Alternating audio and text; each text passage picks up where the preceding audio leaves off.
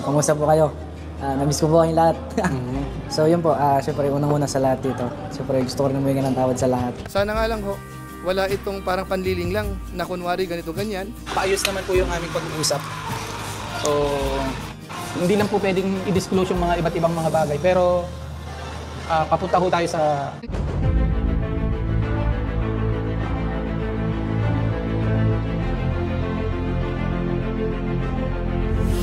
Ayun, shoutout guys, muli po, welcome to my YouTube channel. Ito po si Kuya Julay, ang inyong katugang, ang inyong kalingap na muling buhabati po sa inyo ng magandang araw, magandang gabi.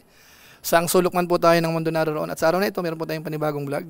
Pag-uusapan po natin yung patungkol po kina Tekram at saka po kay Dave. Dahil alam nyo po ba, sila po ay mukhang okay na. Napanood po natin sa live po kanina. Kasama na po si Dave, mga kabayan po natin. At ako po yung nabigla. Kaya sa pagkakataong ito, hindi ko po yung palalagpasin. Gagawan ko po ng maiksing reaction video. Dahil mukhang may daan na ho para magkaayos-ayos po uli sila, mga kabayan po natin. Maya-maya po yan ng konti. Pero bago po yun, konting paalala muna si Kuya Julay. Baka sakaling meron po ditong hindi nakasubscribe sa ating YouTube channel. Ating kalimutan, Julay Paunil. Tapos pakipindot lang po yung notification bell button para lagi po tayong updated sa aking mga video upload. Tapos yung ating Facebook page po, Julay Paunil 2.0, pwede po nating i-follow at saka po pwede pong i-like. So maraming salamat po sa inyong lahat. At kung okay lang po yung mga kasamahan ho natin dito, pakisuportahan din ho Team Kalingap at saka po mga ka-Tekram, mga reactors, yung mga kasakasama po nila. At higit sa lahat siyempre, sina Kuya Bal Santos Matubang, Kalingap Rab, Tekram, yung Tekram Kids, mga kabayan po natin. So huwag niyong kalimutan yan. Maraming salamat po sa inyong lahat.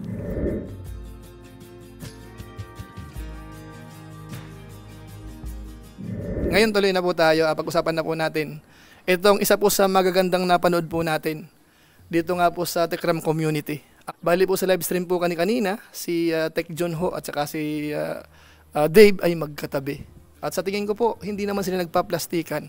Sabi ko nga po sa inyo kanina, parang kakaiba po yung aking naramdaman. Parang ito na nga po talaga siguro ang tatapos sa mga naging issue ho. Mabigat na usapin, mabigat na diskusyon, mabigat na sagutan ng ilang mga reactors, pati po sa side ni Tekram, sa side po ng mga ninong ni Dave, yung mga vlogger naman o kaya reactor nagtatanggol kay Dave, matindi pong bangayan. So nakita po natin dito, mukhang ito na po ang tutuldok talaga sa mga naging issue na yun, mga kabayan po natin. So siguro po mas maganda, kasi parang parang ang dami kong sasabihin, pero mas maganda po siguro, panoorin po muna natin itong ilang clips po doon sa naging usapan po nila. Ito po yon. Sino itong kasama ko, ka-Tekram? Ka-Tekram, ito mabilis lang po na live. 20 to 30 minutes. Kakat po namin. Totoo, AI kami. AI lang po pala itong katabi ko. So, ayan, bati muna tayo.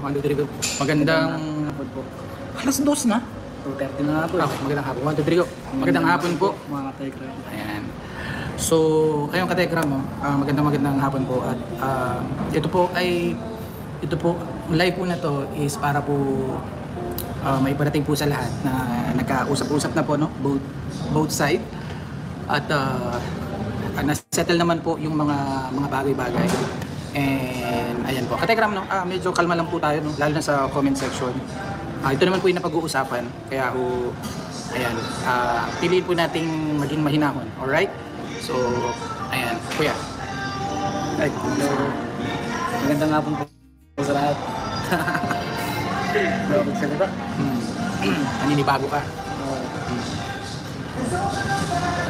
So, ayun ka-Tekram. At yung pong mga tawag dito, yung mga batuhan po ng kung ano-ano, no, pwede na po natin yung titigil. Pwede na po natin yung bitawan. Dahil yung mga taong may kinalaman ho dun sa issue is nagkausap na po ano. Sino ho dito ang masaya na nagkausap-usap na po kami? Bago na po. Ano? Nasira na yung before? Yung road? Ano ko yan? Ka-Tekram, wala kaming masyadong detalye na i-open na po sa inyo. Kasi mag-uusap pa po kami sa mga susunod po na mga araw. Pero in general, ka-Tekram, paayos naman po yung aming pag-uusap. So, hindi lang po pwedeng i-disclose yung mga iba't ibang mga bagay. Pero, papunta ho tayo sa paganda. Okay? So, ayan. Pwede, baka it's your turn to talk. So yun, shoutout po agad sa 1,441 viewers. So, kamusta po kayo? Namiss ko po kayong lahat. Mhm. So yun po, syempre unang-una sa lahat dito. Syempre gusto ko rin humingi ng tawad sa lahat. Kumbaga, kanina nga ito, di ako makapagsalita eh. Awkward ako sa inyo ito eh. Like, paano? So yun dito, parang feeling ko din na, yun nga, meron tayong mga kanya-kanya tayong agenda sa buhay. Pero iba pa rin talaga pag nagkaayos yung dalawang panig. Parang sa basketball. Pag nag-away kayo, hindi kayo mag-a-appear sa dulo. May tension, pero sabi nga, kahit may tension, kahit naman sabihin ng ibang tao, kung talagang yung both side is willing na mag-ayos, is okay lang din. Di ba? Yes. So kahit, wala na din naman, ngayon di natin maiwasan yan kasi nandyan sila eh. Di natin maiwasan yung mga taong kung ano sabihin, ganyan. Pero, nandito naman ako hindi para sa sinasabi nila. Nandito ako para makipag-ayos. Nandito ako para hindi mapakita ng tao. Basta ako hindi po ako andiyan lang po ako. Kung hanggat kaya hanggat nabubuhay po ako, hihingi po ako ng tawad sa mga lahat ng tao. Okay. Yun lang po. So yun. Dahil nga po sa nangyari, marami pong mga issue, no? Maraming batuhan at whatsoever. So itong short na live po nito, no, bago po kami magkahiwa-hiwalay, is a public announcement, no, na pwede na po nating tigilan or tigilan yung mga masasakit na mga salita, ano. Dahil ayun, naupuan na po yung mga bagay-bagay. So wag na po kayo mag-alala na aabot pa to sa worst dahil both parties naman is nag-cooperate this time. So yung pong ibang mga detalye ay mapag-usapan na lang po sa mga susunod na mga panahon, ano? At napag-usapan na rin po yan kung kailan kasi nag-aaral po si Kuya. So doon po sa araw po na okay po ang kanyang schedule. Saka naman wala namang masama doon kahit anong sabihin nila eh. That's, buhay naman po nila yun eh. Basta hindi po ako pumunta rito para makipag-ayos lang. Pumunta po ako dito para mas maging maayos. Wait lang pala. May moto kang binanggit nun. Ayusin nga natin. Forget the past and enjoy your future. Ano ba ibig sabihin mo doon? Parang nakakasakit kasi ng Alam po. kalooban yun. Yan, sabagay, dito naman tayo to. Face the reality. Ano to siguro? Parang, Pag siguro, I mean, ano to? Ano bang- Yung parang feeling nga talaga to na parang kalimutan ko na lahat. pati kami. Hindi naman to. Siyempre, nandun pa rin yung ano. Diba kayo mga Sinabi masakit mo na salita to? sabi mo, di mo kami titignan eh. Mas Face the reality. gusto mo pang mabulag eh. Oo, siyempre nandun pa rin pa yung emotion eh. Real talk natin ka, Tekram. Nandun pa rin pa yung emotion. Pero, kagaya ng sabi ko kanina to, kumbaga, hindi lang ako nandito para makipag-ayos. Kumbaga, masayusin mo. Ano? Hindi ka naman ito para Masayusin. Masayusin. Masayusin. Marami kami papaliwanag sa mga katekram. Kala mo. Wala naman po. Ayan. So, katekram, alam niyo naman yung mga bugso ng damdamin. Minsan at depende na rin sa sitwasyon na meron tayo. Kaya minsan, nakakabanggit tayo ng mga salitang, alam niyo na. Ano pa? Ano nararamdaman mo ngayon? Ano nararamdaman mo ngayon? Ano lang to? Ano nararamdaman mo ngayon? Medyo kabado ka ba? Medyo parang awkward? Hindi naman to. Parang mas gumaan lang mo. Bagamat hindi pa po 100% natapos ho yan, pero nakitaan ho natin yung nag-uusap na sila. Alam ko ho, maganda ang kakalabasan po nito. At sana ho, magtuloy-tuloy. At sana ho, wala nang kokontra sa part po ng mga reaktor na talagang bumanat ng bumanat. Ang masasabi ko lang po siguro dito, tanggapin po natin ang katotohanan. Mas mahalaga pa rin po yung magkaayos-ayos, magaan sa kalooban po yan, sa part ni Dave, sa part ni Tekram.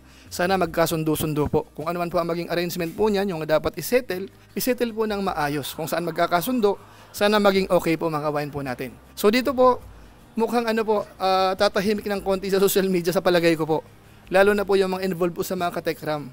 Kasi po kailangan natin tanggapin po ito. Kung sakali man ho na ang content natin ay medyo maapektuhan, sa tingin ko po, walang problema yon eh. Ang mahalaga ho, magkaayos po sila dahil sa totoong usapan po. Si Dave ay naging bahagi rin po ng buhay ng mga manonood, ng mga supporters, ng mga sponsors, ng mga vlogger, ng mga reactors, mga kabayan po natin. Kaso nga lang ho, nagkaroon ng konting problema, kaya ganun po, naging mainit. Pero ngayon po, nagbabalik na po uli para maiayos po yung mga misunderstandings. Sana ho, sakayan po natin. Ako, personally po, talagang tuwang-tuwa po ako na nakita ko po na magkatabi na po sila, nagsasalita, na parang magaan yung kanilang mga loob. Hindi na po yung parang nagsisiraan. May mga binabato dun sa kabila, na parang mga agresibo yung bawat isa. Wala na po yun. Kaya sana ho, magtuloy-tuloy po sa kampo po ni Tekram, syempre. At sa kampo rin ni Dave siguro, dahil sa malamang ho, nagpaalam din yan sa mga kasamahan niya. Sana nga lang ho, wala itong parang panliling lang na kunwari ganito ganyan, sana wala po yun. Kung sakasakali man pong merong nakapaligid kay Dave na ganun ang iniisip, sana wag susunod po si Dave. Sana makipagkaisa po. Sino man po ang ninong niya, mga sponsors niya, tumutulong, sana makipagtulungan. At saka ay paubaya natin kay Dave ho kung paano i-resolve kasi hindi na po yan bata. Alam niya na po yung makakabuti at makakasama po sa kanya. So ako po ay umaasa na sana magtuloy-tuloy po ito sa mga darating na araw, maayos po ang lahat at maghiwa-hiwalay man po sila, maging okay. Kasi ako po hindi naman ako umaasa na nabalik pa sa dati. Kasi siyempre naman po, naiintindihan din po natin ang bawat isa. Sa tingin po natin, mas maganda mag-move on si Dave na wala na kinatekram at ganoon din si natekram po siguro. Pero at least kung sakasakali maghihiwalay, at least maganda ho yung paghihiwalay nila. Kamukha ng mga nakaraang reaction po natin ng mga nakaraan pa na kahit hindi man bumalik, at least magkaayos po sila. So yun lang po muna siguro ang ating mixing reaction video po. Patungkol nga po dito sa muling pagbabalik po ni Dave o kaya muling nakita natin na magkasama sila sa live stream o kaya sa mga vlog po ni Tekram. So maraming salamat po. Yun lang po muna siguro ang ating mixing reaction video po. At sana po kung inyong nagustuhan, pwede nyo pong itong i-share. So maraming salamat. So muli, ito po si Kuya Julay, ang inyong katugang, ang inyong kalingap na pansamantalang nagpapaalam po muna. Kita-kita ulit tayo sa mga susunod ko pang vlog. Maraming salamat sa inyong walang sawang pagsuporta po sa ating YouTube channel. Pagpalain nawa kayo ng Diyos, mabuhay tayong lahat. God bless. Bye-bye.